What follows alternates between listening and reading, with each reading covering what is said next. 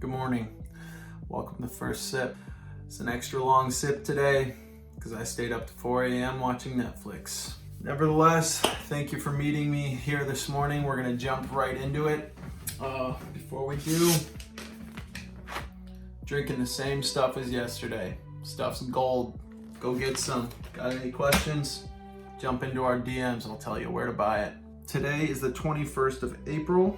So we'll be in the 21st chapter of Proverbs. Without further ado, we will jump right on in here. Read along with me. The king's heart is a stream of water in the hand of the Lord. He turns it wherever he will. Every way of a man is right in his own eyes, but the Lord weighs his heart. To do righteousness and justice is more acceptable to the Lord than sacrifice. Haughty eyes and a proud heart, the lamp of the wicked, are sin. The plans of the diligent lead surely to abundance, but everyone who is hasty comes only to poverty. The getting of treasures by a lying tongue is a fleeting vapor and a snare of death.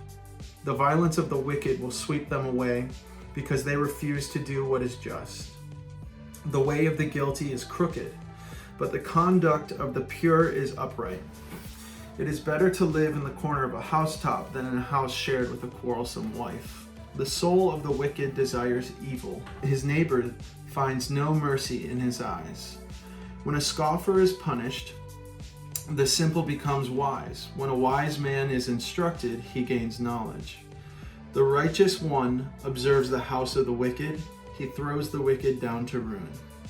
Whoever closes his ear to the cry of the poor will himself call out and not be answered. A gift in secret averts anger, but a concealed bribe, strong wrath. When justice is done, it is a joy to the righteous, but terror to evildoers. One who wanders from the way of good sense will rest in the assembly of the dead. Whoever loves pleasure will be a poor man. He who loves wine and oil will not be rich. The wicked is a ransom for the righteous, and a traitor for the upright. It is better to live in the desert land than with a quarrelsome and fretful woman.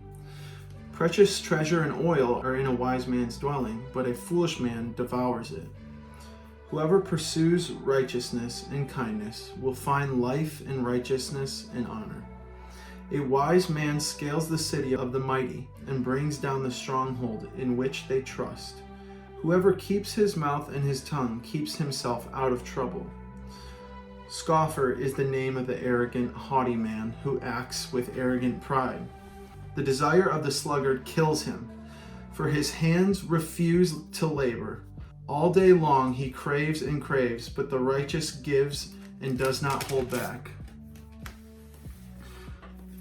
The sacrifice of the wicked is an abomination. How much more when he brings it with evil intent? A false witness will perish, but the word of a man who hears will endure. A wicked man puts on a bold face, but the upright gives thought to his ways. No wisdom, no understanding, no counsel can avail against the Lord. The horse is made ready for battle, but the victory belongs to the Lord. And that is the end of chapter 21. So each day I just want to hop back into the proverb and pick one verse that stuck out to me. And there's so many good verses in here. That's, again, what I love about Proverbs is you can pick one verse from any chapter and just take it and walk with it all day. And you can really gain so much. But because we're reading the Bible with you guys, and this may be the first time for some of you, and it is not the first time for me. I've been doing this most of my life, and I still find things in here that make me pause or ask questions or just scratch my head. And I want to jump into one of those verses with you guys today. It's right in the beginning. It's verse number 3. So it read like this: to do righteousness and justice is more acceptable to the Lord than sacrifice. So to do righteousness and justice is more acceptable to the Lord than sacrifice. It's kind of one of those verses that if you start reading the Bible, you've been reading it for a long time, it's so easy just to read over it. Like there's so many like words in there like righteousness, to do right, acceptable, sacrifice, the Lord, like all your biblical Christian language wrapped up into one verse. And I was like, what does that even mean? So as a 30-year-old who's been following Jesus most of my life, pastor, I'm sitting here going, what is that verse? To do righteousness and justice is more acceptable to the Lord than sacrifice. But he talks about sacrificing and how we should do that for him, but doing righteousness, and that's good too. What? I don't understand. So you're not alone if you don't understand that. But what I did here was jump down in my study Bible to the study notes at the bottom, which are really cool, which is why I suggest you guys get one. And let's read what it says about verse number 3 there. It says, people are not vindicated by their own consciences, but by God's judgment, which cannot be averted simply with sacrifices and religious rites.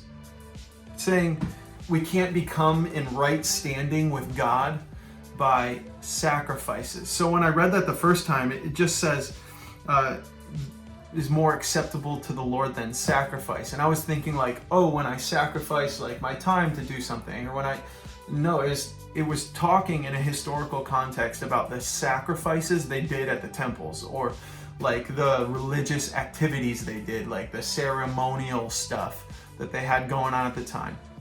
And I think it's easy for us in a different context to fall into the same boat as these guys were doing this Proverbs talking about.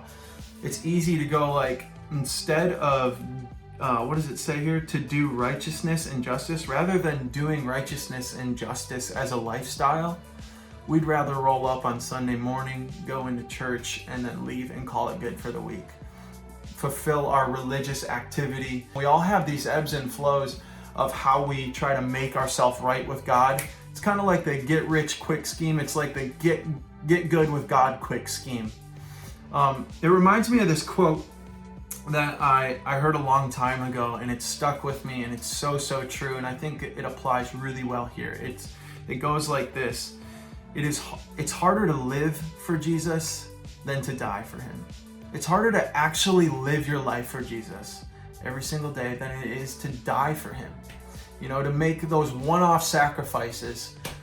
Just get a moment of courage, just get a moment of, all right, I'm gonna give this person my money, I'm just gonna call it good here. But and like death is obviously an extreme example, but it's harder to make a lifestyle out of doing righteousness, out of justice, and to walking with Jesus daily. It's harder to do that than it is to just make a quick religious sacrifice or do some religious activity. So kind of an obscure verse in this whole proverb here, but there was so much meaning hidden beneath the surface. So that's why I want to encourage you guys. Be comfortable with having questions, be comfortable not understanding stuff, and be comfortable taking your time. You don't need to rush through these proverbs, you don't need to rush through the Bible. I like to read them nice and slow and just camp on that.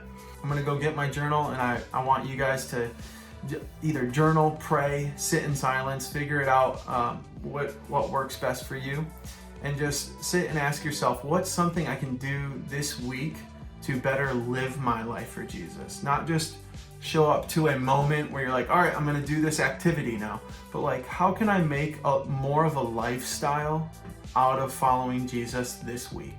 What's something I can do every day? How can I give my life more fully to Jesus than I did last week? So that's really all I have for you guys this morning. I hope you enjoyed the reading. Like I say to my favorite mug, I'll see you tomorrow morning.